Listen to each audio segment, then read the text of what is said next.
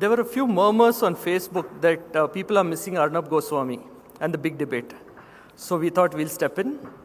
And today evening, ladies and gentlemen, after we have an exact laser-sharp 15-minute break, we'll be back here for a fiery debate, which we again call the big debate. We have 6 industry leaders, moderated by Mr. S.V. Nathan of NHRD and Delloitte. So look forward to having you here again in another 15 minutes. The big debate, the topic is, should I leak it, Raj? Should I leak the topic? Yeah, I should? Okay. Do young companies need a HR head? And this is a HR conference. So look forward to meeting you again in 15 minutes. Thank you very much.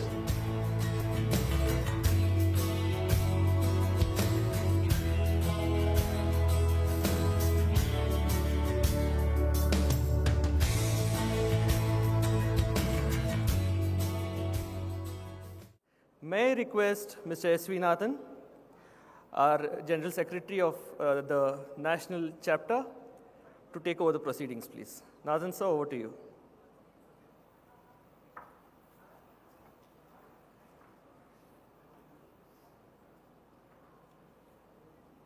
Good evening, everybody.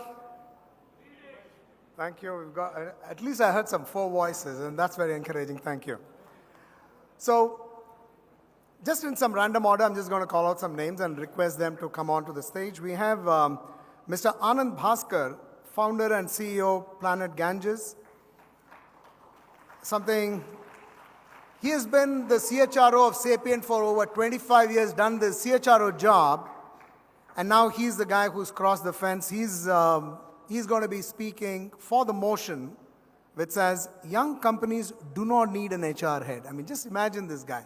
He's been in HR for 25 years, and then he crosses over and he says, we don't need HR guys for small companies. Anyways, but thank you. I now invite Hari, T.N. Hari, head of HR of Big Basket. Hari, welcome aboard. Hey, we can be a little more enthusiastic than that. Come on. So I asked Hari, I said, what is unique about you? So he says, this is my 5th startup where I'm going in as the HR head. So I said, oh, you certainly qualify for speaking for the motion, which says, which says, young companies need an HR head. So that's what Hari's going to be on. I'm going to invite Esther Martinez, founding editor, CEO. Again, Esther, where is she? So Esther is on her way. So why don't you come up, Esther? Oh, she's getting mic'd up. Okay. So she's again been in HR for a long time. She's now the CEO, and she's going to take on this role which says, we don't need an HR head. So Esther, come on board. We have the guru of all startups, the very famous Mr. Ganesh, a serial entrepreneur, promoter of companies like Big Basket, Bluestone, Portia Medicals, etc., etc. So Ganesh, very glad to have you on board.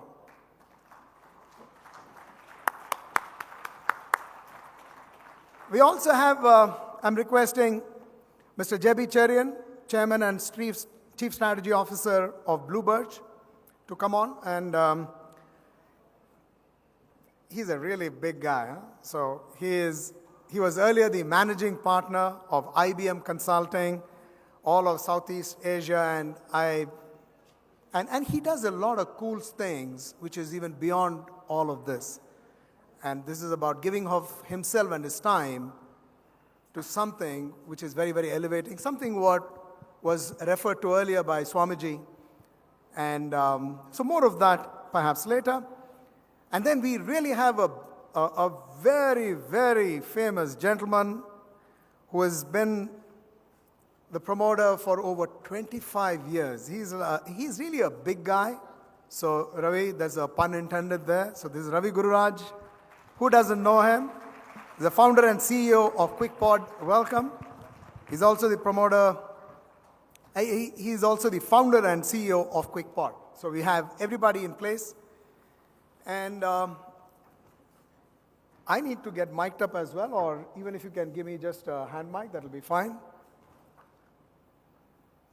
My name is Nathan.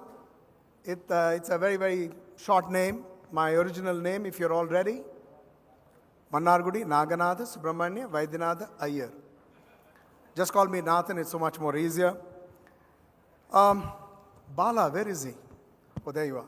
So Bala called me and he said, Nathan, you must be the moderator of this session. And I said, hey, boss, I'm really very scared of being a moderator. He says, don't worry. What's your concern? He says, I'm very concerned that people will boo me off stage. He says, don't worry, Nathan. You cannot boo and yawn at the same time. So I thought that was good. Anyways, I also know that you can get a lot of inspiration coming in from stories. My favorite is Mullah Nasruddin. And that is why I decided that, this is not a bad job after all. And my wife also was kind of instrumental in me taking over this role. So, and you asked me how. So, a person who puts an idea into your head is a teacher. A person who takes money from me and puts it into her pocket is my wife. Sorry, a businessman. A person who can do both, which is put an idea into my head and money in her pocket, is my wife. A person who can do neither, which is put money in their pocket or put an idea into your head, is a moderator. So I adequately qualify, and that's the reason why I'm here. But more than that, I also think that this is a job where the moderator really does not have to exercise much of what he thinks he knows about that subject, because I'm always inspired by what I hear in stories. So this is the story of Mullah Nasruddin. Mullah Nasruddin was walking one day. Maybe I should just come there. Thank you. So Mullah Nasruddin was walking one day, and he was outside a courthouse, and the judge on that particular day had not come in. He was kind of late. And people were very, very worried that we got a long queue of a lot of stuff happening. They caught hold of the first available chap, that was Mullah Nasruddin. So they got Mullah and they made him sit in this chair as the judge. As soon as that got done, the first case came up. There was a farmer on one side, there was another person on the other side, and they were quarreling over a hen. The fact of the case is like this. So this farmer gets up and says, Mullah Sahib, this hen that you see, which is the bone of contention, is my hen. And I can prove to you beyond doubt that this is my hen. This is where she was born, in my farm, and I can tell you this is my hen. Everybody can tell you it's my hen. So Mullah looks at this farmer and says, absolutely, you're right. You're absolutely right. And the person on the other side starts to get worried and says, hey, hello, you've not even listened to me. As a judge, you've got to be impartial. So yeah, go ahead, tell me. So the person on the other side says, the hen is actually mine. And this is the reason why. Every day, she flies across the wall. She will come and sit and eat all the feed that I have for my other chicken. And therefore, having fed that hen, rightfully, she's mine.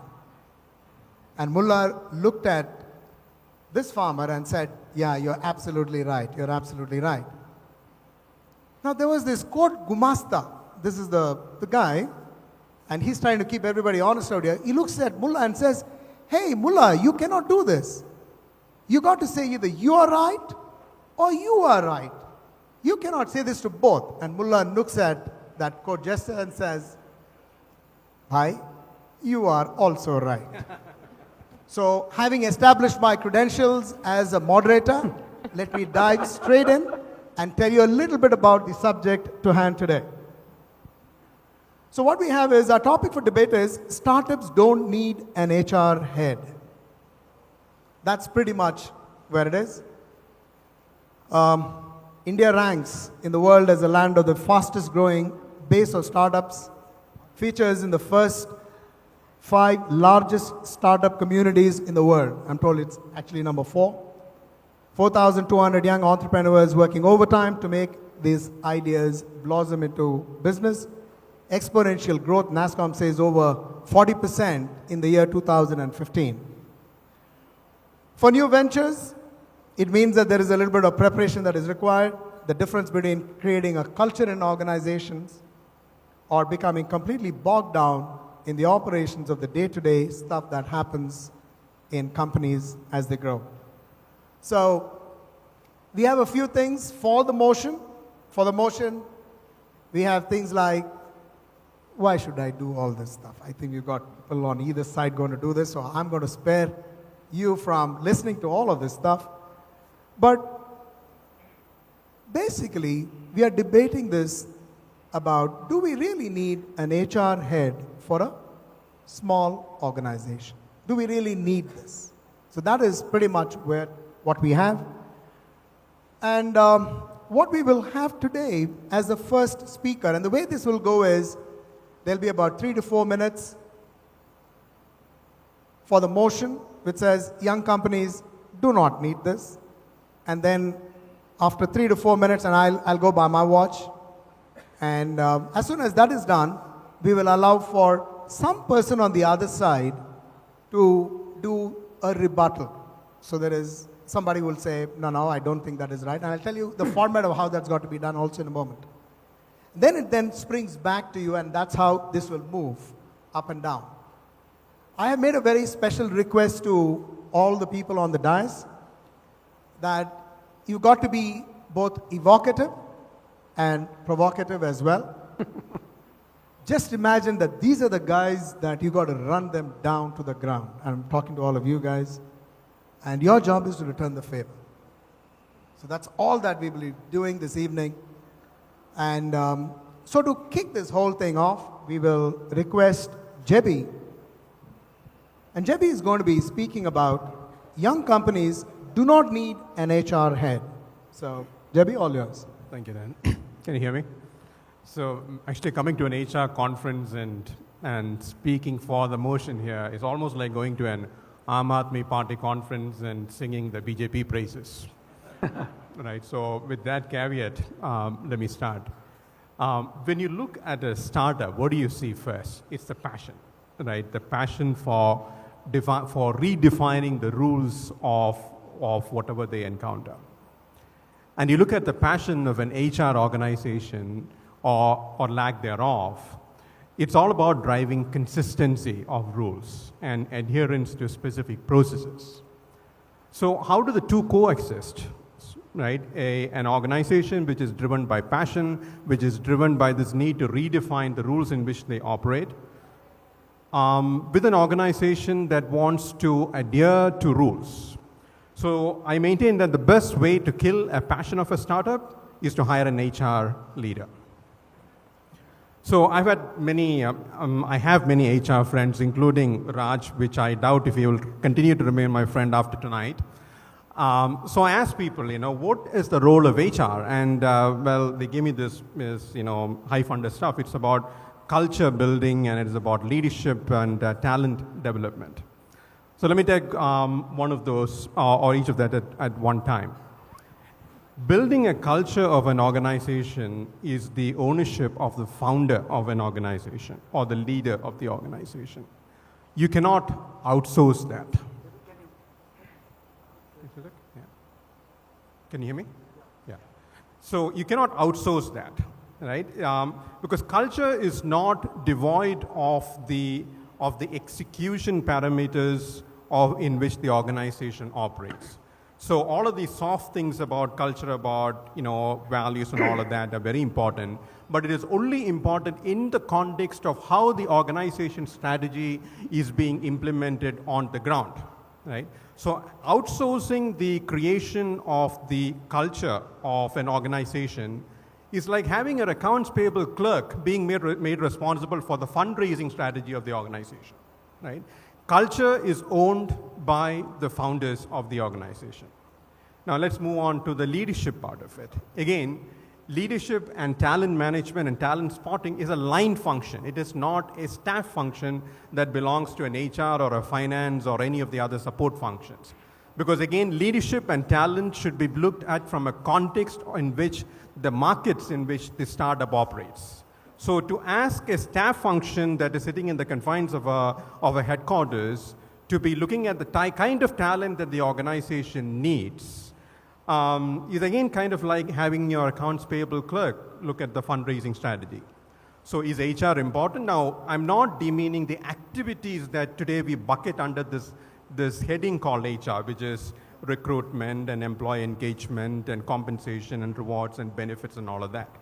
But all of those activities are important. So are the activities of an accounts payable clerk and an accounts receivable clerk, right? But we do not let them define, or we don't say that they are the most critical function within an organization. So with that, I move forward this proposition, Nathan, that a startup do not need a dedicated HR function. I love the way that he says, these guys, all they do is kill passion. They are more like account clerks, and how do you expect them to do fundraising? So if that is not provocative, I wonder what is. Would any of you gentlemen want to rebut that?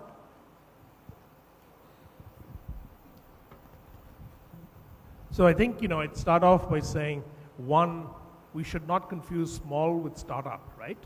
I think startups themselves have a life of their own. They have an ambitious, an audacious goal to become a large company, fast. So, I think maybe our moderator, he rephrased the topic of the debate as startup small, but I would say it's really about startup. That's number one. Number two, I don't think we should confuse passion with confusion and chaos. I think startups need as much process as anything. In fact, there are 4 roles a founder plays. The foremost is hiring, the second is fundraising, the third is selling, and the fourth is innovating, right? Any startup founder who's doing anything but these 4 things is wasting a lot of time, right? So for hiring is the first one. And in fact, startups, I would argue, need a HR leader more than anything. I think, so I would not confuse just because they're passionate that they want to be disorganized and chaotic. I think that's a very different argument to be had. I think the third thing that I heard you say was outsourcing. We're not talking about outsourcing here. We're talking about augmenting, we're talking about accelerating, we're talking about, in some sense, enhancing the leader. You would argue then that a startup founder should have no admin, no accountant, no anybody else in the company, because why? He could do everything. He or she could do everything. It's like these are functional roles where you have functional experts, and you need that just as much. In fact, the startup at the very beginning is doing the most critical sets of hires, and it's at that point that you need the HR talent and the HR domain expert. So I hope that rebuts some of your points. So that's a very classic debate trick you've done there, which is setting up a straw man and destroying the straw man. I never argued that processes aren't important, right? In fact, processes and technology are extremely critical as organizations scale up, right? So my argument was said, is this better? So I always said that the processes, whether it is from recruitment to compensation and benefits, they are all important, right? But to have one person be responsible for managing that, in my view, is not critical. Those should be owned by the CEO or the founder of the organization. Okay, so these are just like the warm-up ones. So I'm now going to be requesting Hari to speak about, Hari of Big Basket, to speak about young companies need an HR head. Thanks. So Nathan has urged us all to be provocative. So I'll try and be as provocative as possible. So the topic is young companies don't need HR head. I've heard this theme in the past before in HR conferences. One other theme that I commonly keep coming across is what does HR need to do to get a seat at the table? I've been a part of other conferences as well, which is, other professionals, accounting professionals, technology conferences, none of them ever discuss these kind of topics, which is, does my function need a seat at the table, or does my function head need to be a part of this company? I think the very thought of these topics really indicates some degree of lack of assurance, lack of self-confidence in yourself. Otherwise, you wouldn't even be coming up with these kind of just topics. cursed you, huh? So otherwise, you wouldn't even be coming up with a topic like this. So once in a while, I do ponder, why do these topics keep coming up repeatedly in HR conferences? Hey, Hari, sorry to interject. You want to look at these guys when you're talking and tell them that they're full of gas? Sure. Yeah. Yeah, just look at these guys. Okay. So that's the thing I wonder, why do these kind of topics even come up? It does, in fact, smack of some degree of lack of assurance, a lack of confidence in your profession itself. Because I've never seen any other profession talk about these kind of topics. They're never there anywhere else. So when I think about why this happens, I really feel that for most HR professionals, HR was never a first choice. They are there in it not by choice, but because they didn't find anything better to do. They didn't get admission into an MBA business, therefore did an MBA in HR. And over a period of time, were lost in organizing blood donation camps and, between Christmas parties, they figured out that they do lack some kind of competence, which is respected. As a result of which they're not... Hey, that's more like a self-goal, man. Come on. You got to tell them loving you it. need We are this. absolutely loving it. Coming to the point, which is, the point I'm trying to make is that the question is not about whether young companies need an HR head. The question is, do young companies need the right HR head? Because most HR heads, to my mind, are fully into blood donation camps and Christmas parties, a lot of them. And therefore, the topic itself comes. Otherwise, this topic wouldn't come up. This topic comes because of that reason. So if you get the right HR head, if you had the right mix of skills in the HR head profession, then I don't think this kind of topic would have come. So I really believe that HR heads are very important for a young company. And a lot of things are accomplished. I've been working for 4 successful startups. We exited, and this is my 5th. And I can tell you with some real life examples. I think I'll finish my 3 minutes, but then I'll share my examples, very, very specific examples of what happened and what were some of the contributions, what were make or break, what were the things that the HR head did. So I really think that if an HR head can clean up shit, can make things happen, can think strategically, understands business as well as the business functions, has rotated through other functions, played an active role in managing other functions like technology, product, that HR head will succeed. If you have a pure play HR head who started his career or her career in HR and has all along stayed, that is not the right kind of an HR person to lead a startup or a young company.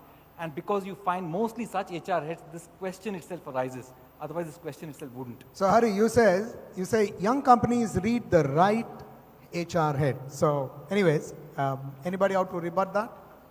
Yeah, so I think I can't agree with you more, Hari. I think I spent 25 years in HR, always in a situation where everyone's throwing eggs at me, saying you are HR, you useless HR guy. I'm really loving it being on the other side now, throwing eggs at HR. Okay? And the interesting part is HR is nothing but an entertainment department.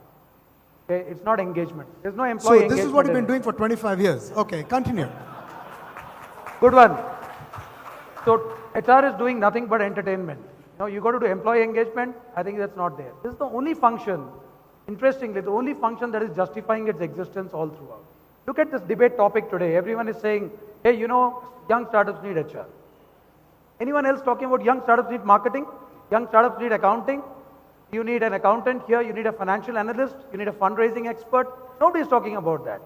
This is an interesting talk. This itself just says that young startups do not need HR. That's the reality.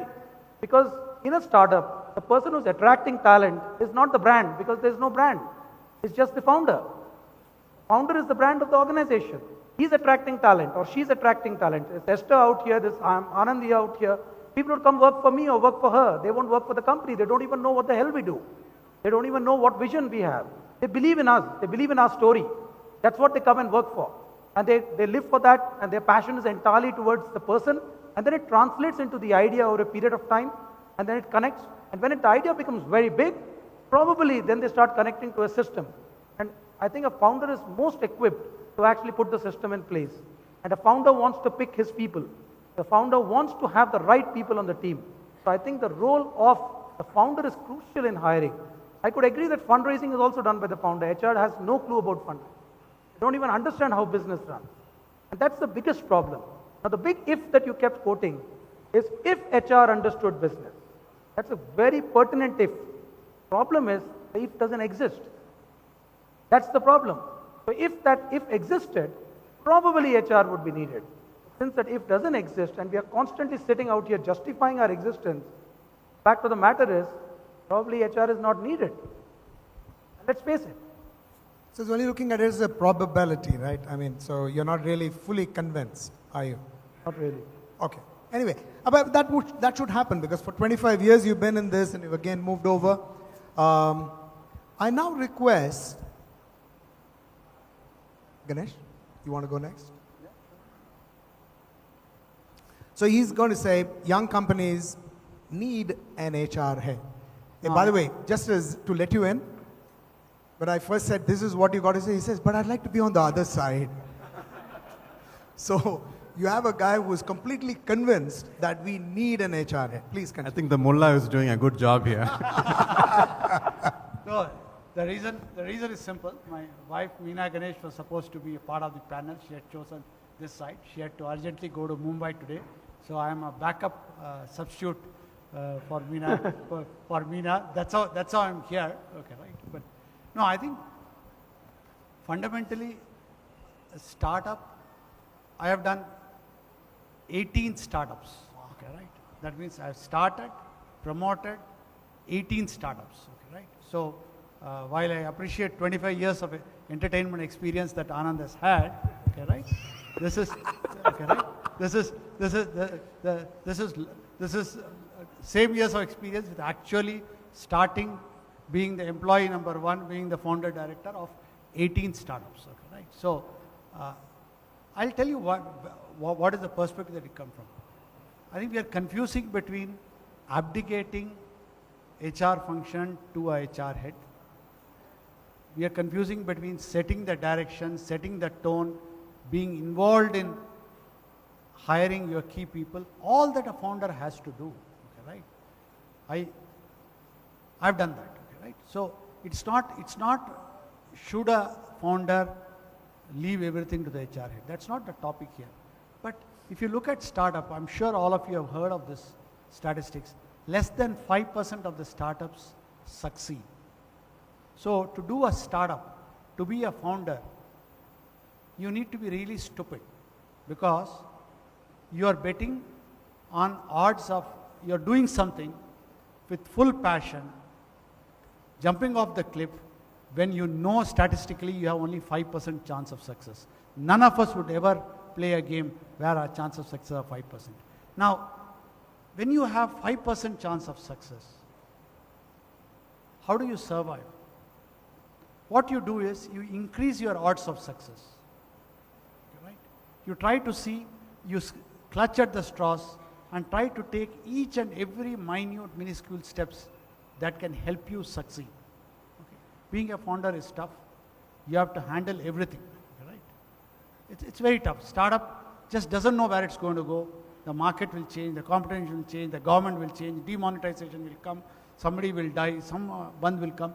All of that happens, okay, right? At that time, you cannot be trying to do everything all by yourself. You need functional experts. Having a HR head, I have always had HR people in my companies, right at the beginning on day one. It doesn't mean I'm not involved. That HR person is not a business person, yes, obviously. HR person may not have the same vision that I have, yes. It is just like having a good marketing person, good accounting person, good this one. Just because you want to drive, will you start replacing the driver? Why would you want to do that stuff? You would rather get a driver and focus on what you can do things. A founder, a startup can do certain, they are there to do certain things which only they can do. They need all the help of functional experts. And I really take offense to the fact that you must take an offense to the fact that you are being compared to an accounting clerk or a billing clerk or somebody like that. Or even a driver. Or even driver, yeah. So you cannot be. How many of you think you are equivalent to an accounting clerk or a billing clerk? Please raise your hand. Is that the level you're no. In So fact, what is to be done? What is to be done? you have the functional expert. Increase the chance of success. Right from there. I have Colonel Murli Nambiar here, who was with me in one of my startups as the head of HR. Okay, right? Very early. They bring lot of functional expertise. It doesn't mean that I don't interview. It doesn't mean the tone is set by me. The vision is set by me. I am the brand. I will go and stand. I will go and make the presentation. I will convince. That in no way takes away the need for a HR person, because HR function is not accounting, billing, clerical function. It is a function which is a key function that has got specific expertise. All of you have spent years learning it, practicing it. It is not something that I as a founder can replace. There are a lot of things I do which you cannot do. There are a lot of things which you do which I cannot do. That is really the thing. People talk about, I'll just share one. People say, man, you have HR, you have training department, you have learning and development. You train all these people. And after that, they take all the learnings and they go for another job at 10%, 5% higher salary. What happens if you train them so well and they leave? Your competitor gets them trained people, you have spent all the expense. I ask them the reverse question.